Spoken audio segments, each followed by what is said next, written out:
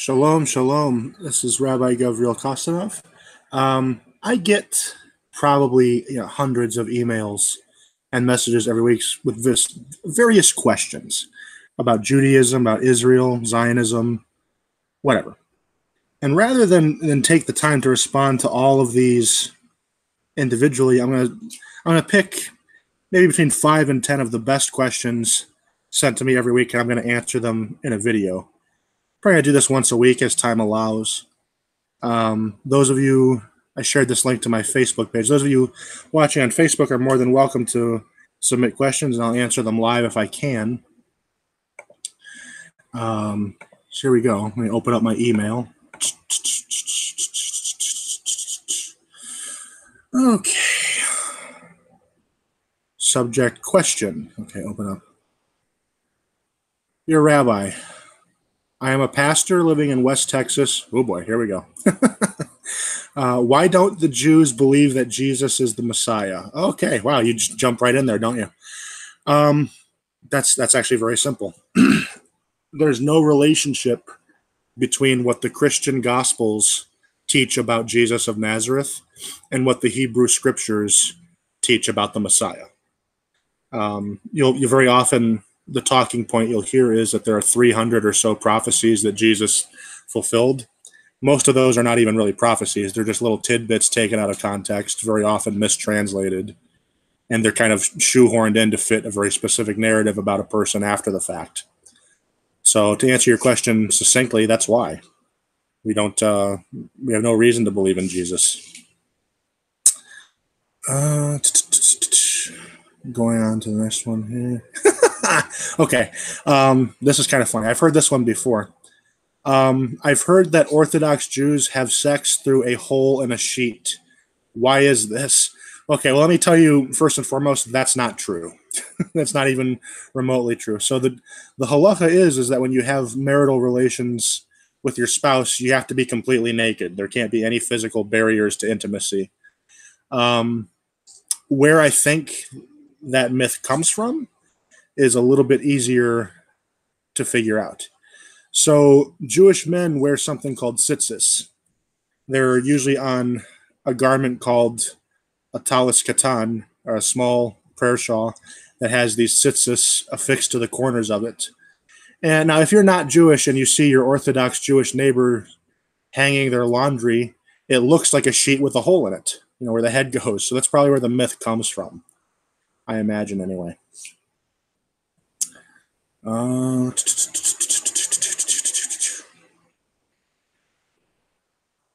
What does Judaism say about homosexuality? Okay, so this is a little bit more complicated. Homosexuality in and of itself, and if we define homosexuality as an attraction between members of the same sex, in and of itself, it is not a problem. Judaism does not really seek to punish thought crimes or feelings. It only punishes actions. According to the Torah, man-on-man sex incurs the death penalty if it's caught. But this assumes a couple things. This assumes that, one, they were caught and were warned that they were caught by 2 witnesses and were warned and then continued. That's the only way that could ever possibly happen. So it's not really that likely of a scenario that this would ever happen. So this is further, in the rabbinic tradition, lesbianism is also prohibited, although it's not punished with the death penalty. As far as homosexual individuals go in the Orthodox community, it kind of varies. You'll have people that take the approach that they will not even allow them to enter the synagogue. I think that's a bit extreme. I think you have to take it on a case-by-case basis.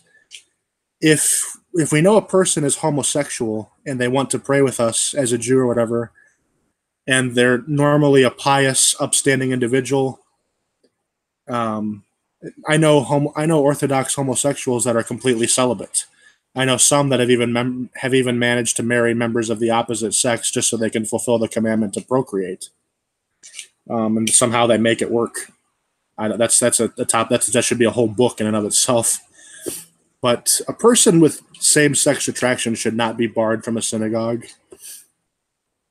And my own personal opinion is, even if we know someone is homosexual and that they're active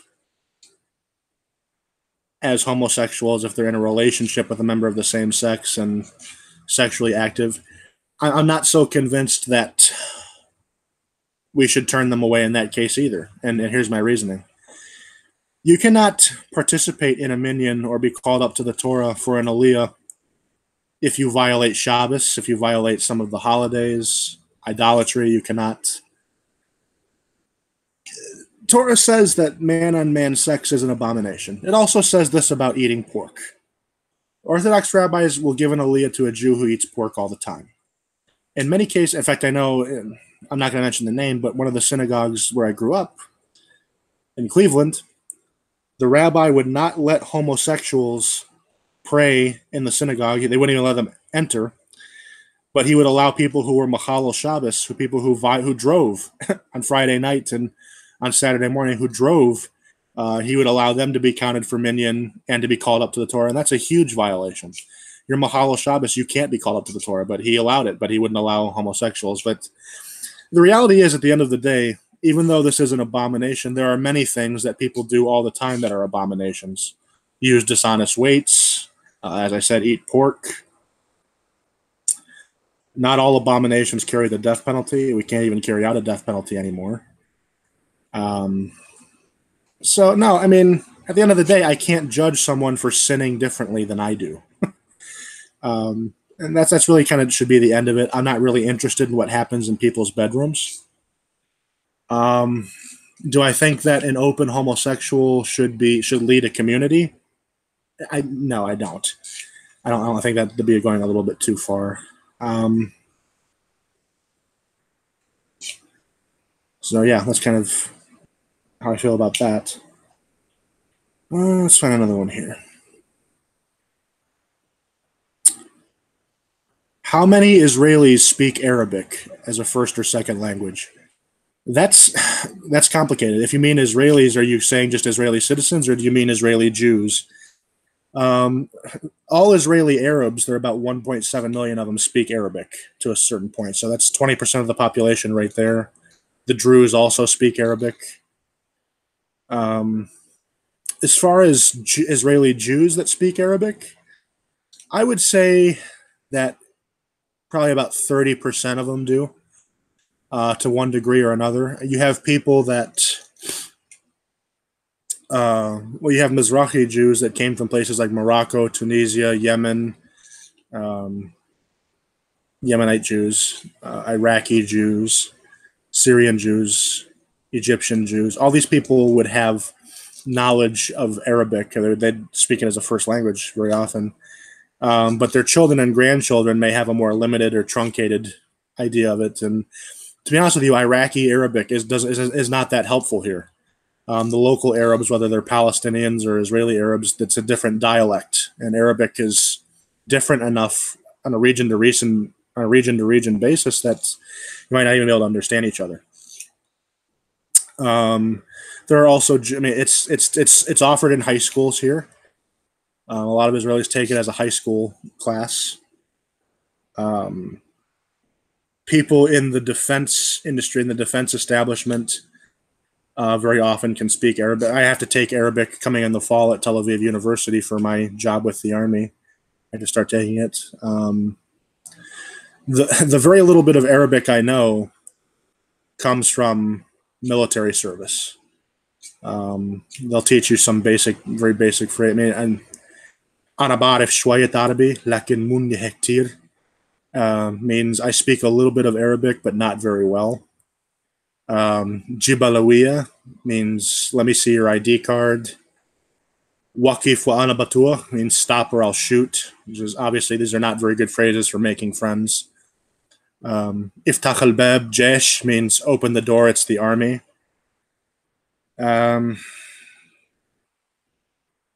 When you knock on the door and the kid answers, Abuk Mawjud, is your father home? So yeah, that's basically the status of it. It's this one of the official languages here. All the road signs are in Arabic. There's Arabic TV stations, Arabic radios, that type of thing. So, yeah. Is that? Let me find another question here. I'm not reading this out loud. I'm going to kind of give you an idea of some of the emails I get here, but I'm going to kind of edit this one. Why don't you blanking Jews ever blanking read the the blanking Quran? If you blanking you blanking blank Khazar Jews just read the Quran, you would realize that you have no blanking role. Having this person, obviously their command of English was not so good. Maybe that's why he's swearing in English. If he swore in Arabic, then of course God could hear him. Yeah, wow, lovely. What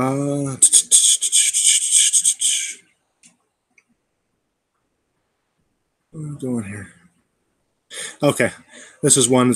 I keep on hearing news about African migrants being deported from Israel. Why would you deport migrants?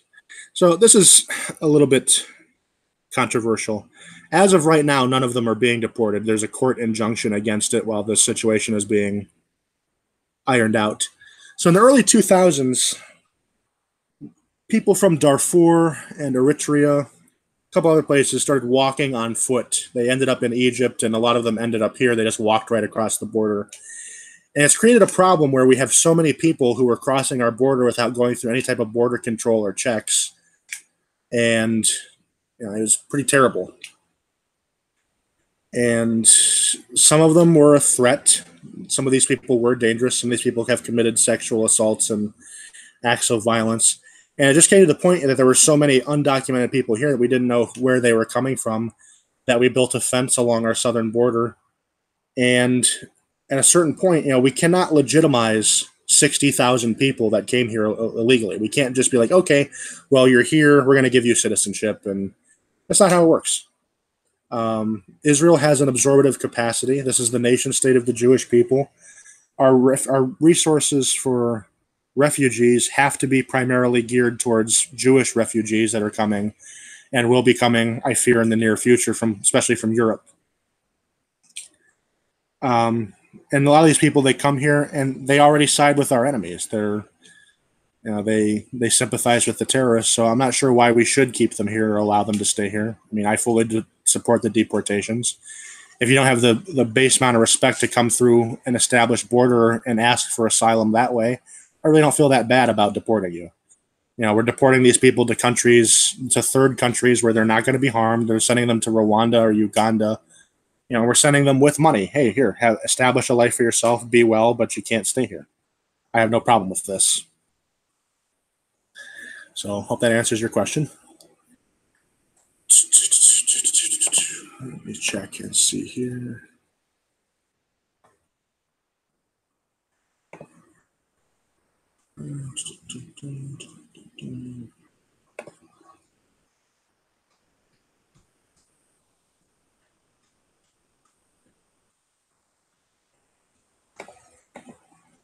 Okay.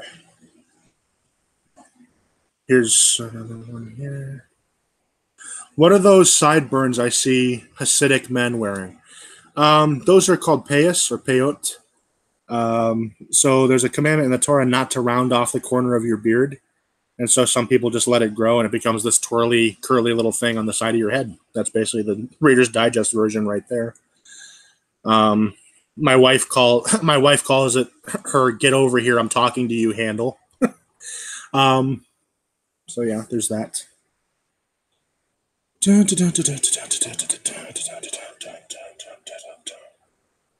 Are there black Jews? Yeah, there are. Quite a few of them. The biggest proportion you're ever going to find are in Israel. Most of them are from a community called Beta Yisrael, which means House of Israel. They come from Ethiopia. They were brought here primarily in 1984 and in 1991. They're black Africans and they're Jews. Absolutely, 100%. There are other there are individual Jews who are black, who are converts or descent from converts, that type of thing. So yeah, black Jews definitely exist. One of the biggest, a big Talmid Chacham, a wise rabbi that teaches at a yeshiva in Yerushalayim called Or Sameach. It's Rabbi Natan Gamadzi. He's a prince from Swaziland that converted to Judaism, and he's a very, very well-known educator. So yeah, absolutely, black Jews exist. There are definitely black Jews, 100%.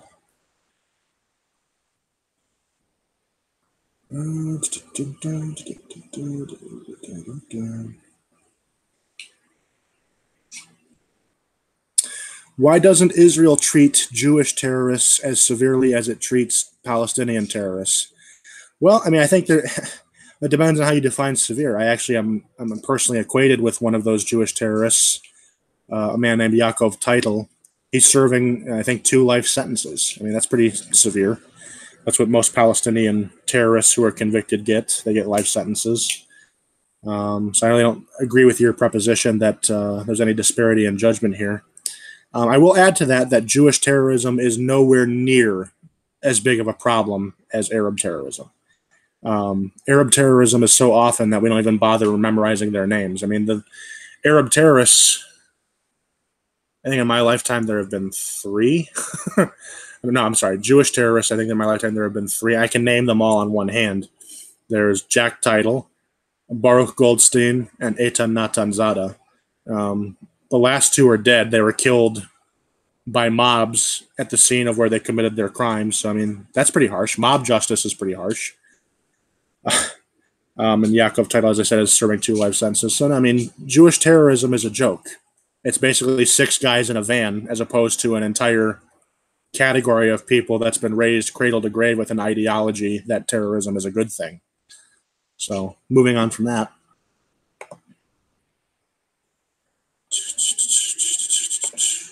Let me see here. Let me sift through my emails a bit.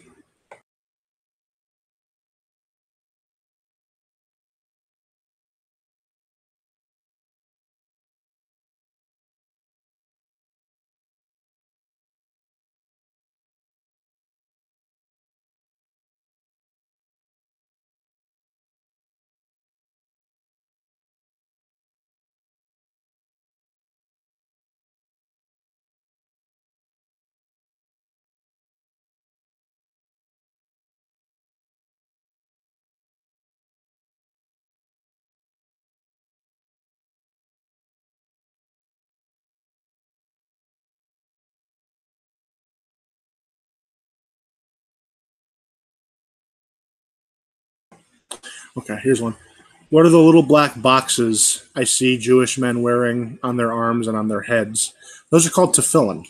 There's a commandment in the Torah that to take these words, meaning the preceding chapter, and to bind them as a sign on your hand and to let them be a frontlet between your eyes. So you wear them. Historically, they were worn all day by men. They were even worn into battle in ancient times. Nowadays, you wear them primarily. There are some people who still wear them all day. My rabbi does. The rabbi that I learned from does. For the most part, you just wear them for Shacharis, the morning prayer service. And that's it. And that's just, on weekdays. You don't wear them on Shabbos. So that's what those are.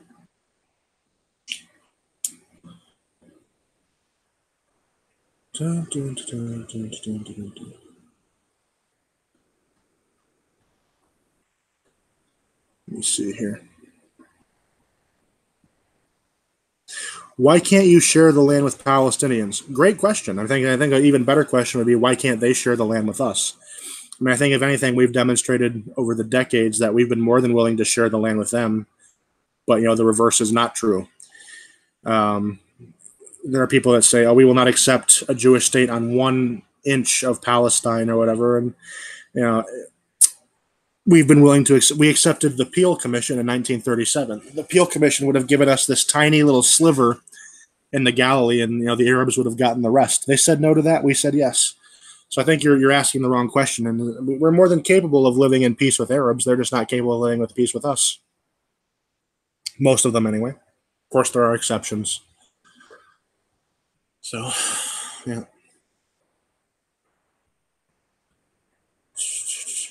Why don't Jews accept Muhammad as a prophet? Because we don't see him as a prophet.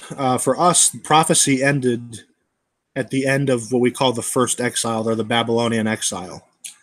The last prophets died. Their books were included into the writings of the Hebrew Bible, and that was the end of it. Prophecy ended at that point. We don't have prophecy in our time. We will again in the future. We don't have it in our time. So by definition, Muhammad could only be a false prophet. And he also, if you look at the Quran, he altered the Torah, which is, they're Baal Tosif. Muslims are Baal Tosif. They add and subtract from the Torah. So that's why we don't accept Islam as a legitimate, divinely given religion. What's going on here?